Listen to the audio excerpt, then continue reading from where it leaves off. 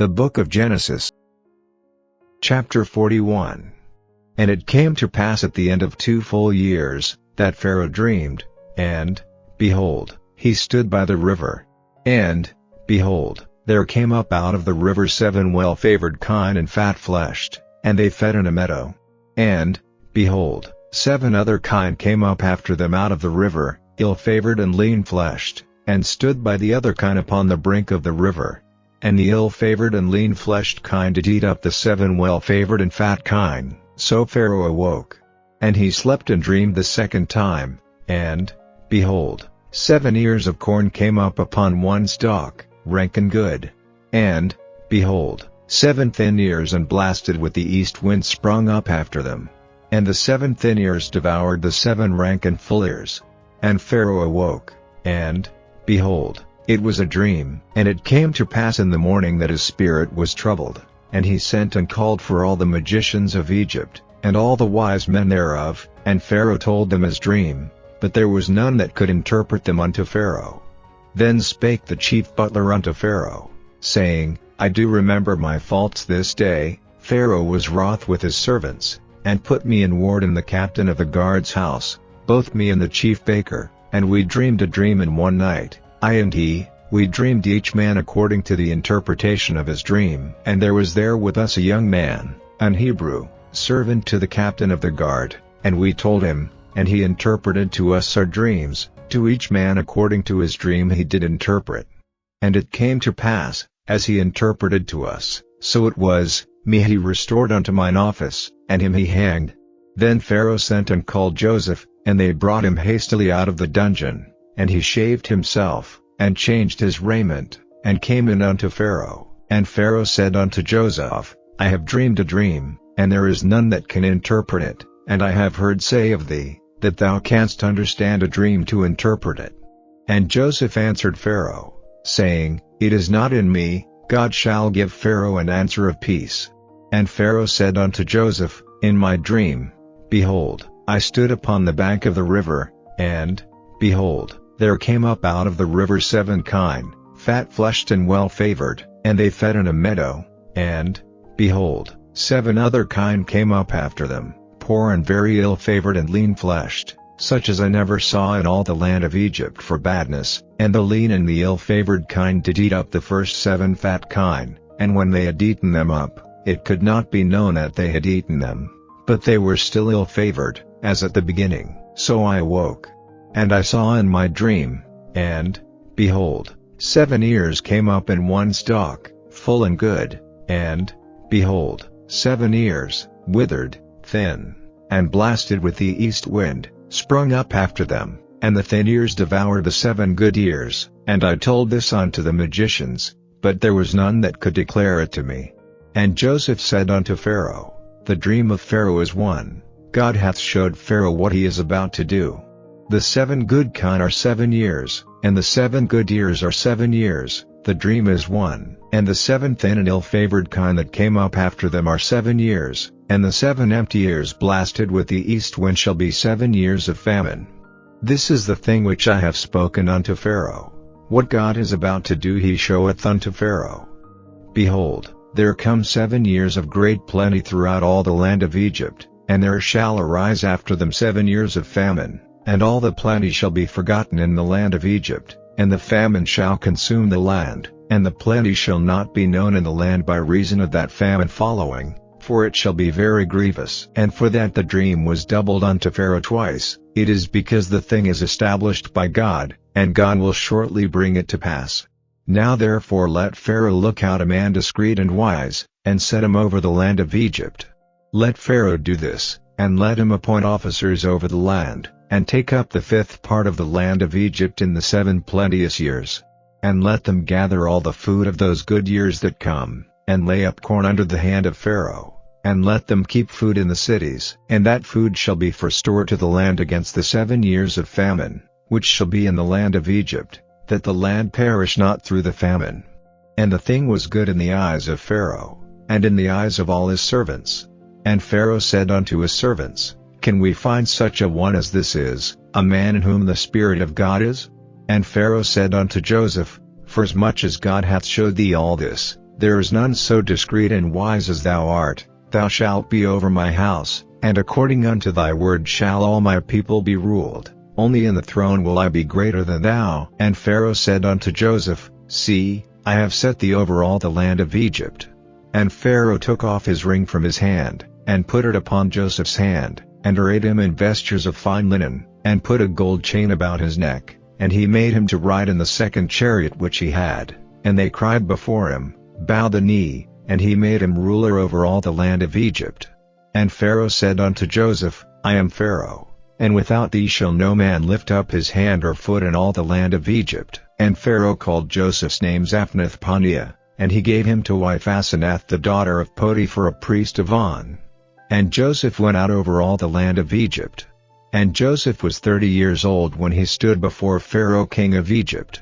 And Joseph went out from the presence of Pharaoh, and went throughout all the land of Egypt.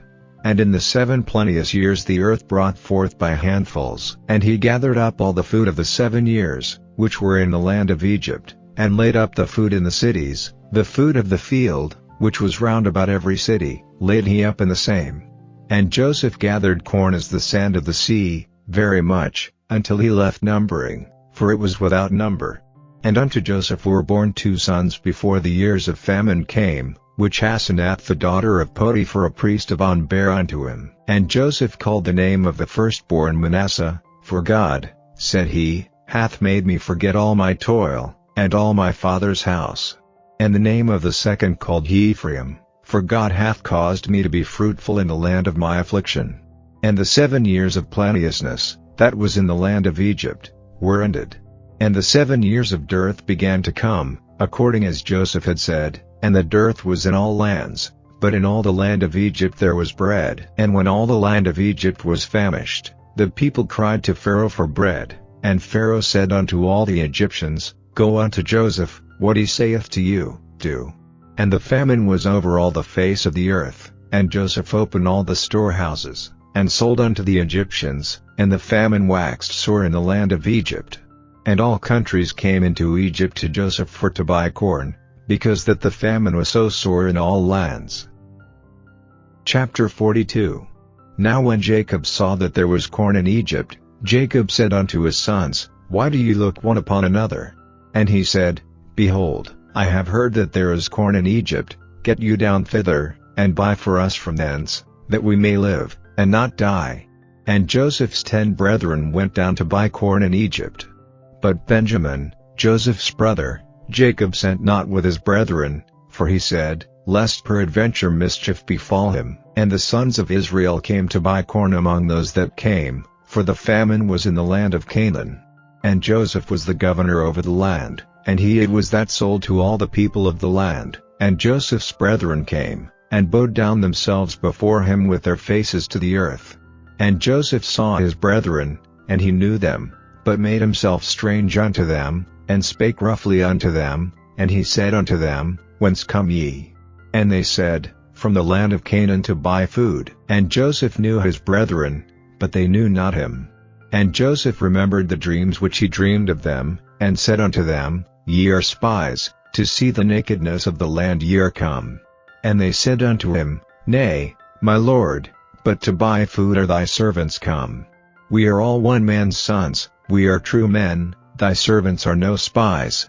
And he said unto them, Nay, but to see the nakedness of the land ye are come. And they said, Thy servants are 12 brethren, the sons of one man in the land of Canaan, and, behold, the youngest is this day with our father, and one is not.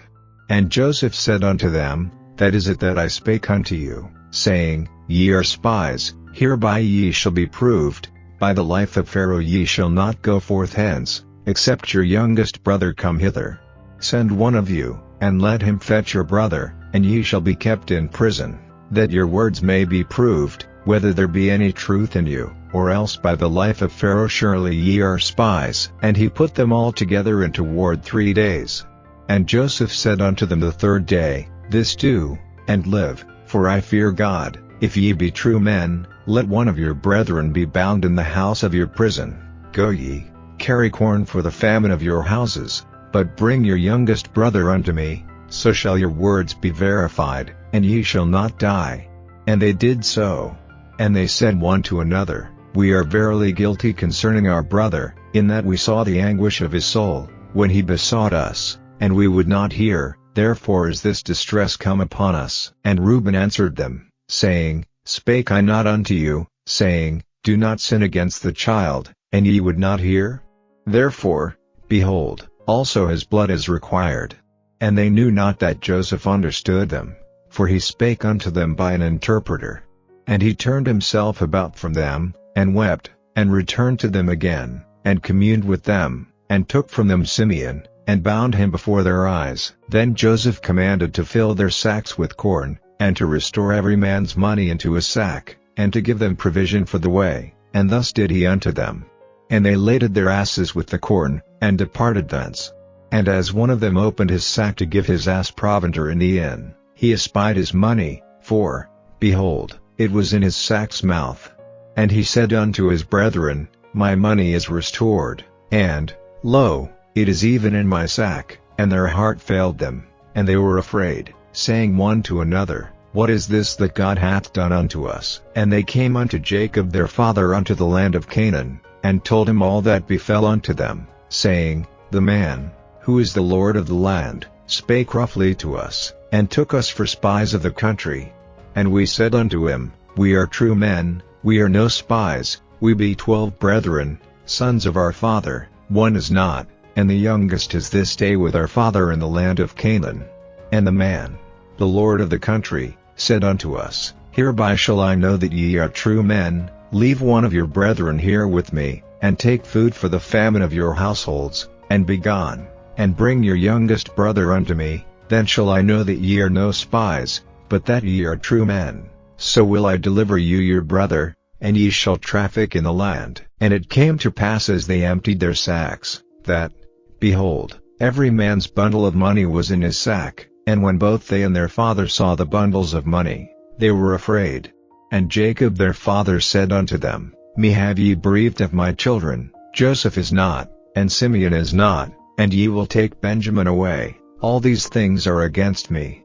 And Reuben spake unto his father, saying, Slay my 2 sons, if I bring him not to thee, deliver him into my hand, and I will bring him to thee again. And he said, My son shall not go down with you, for his brother is dead, and he is left alone. If mischief befall him by the way in the which ye go, then shall ye bring down my gray hairs with sorrow to the grave.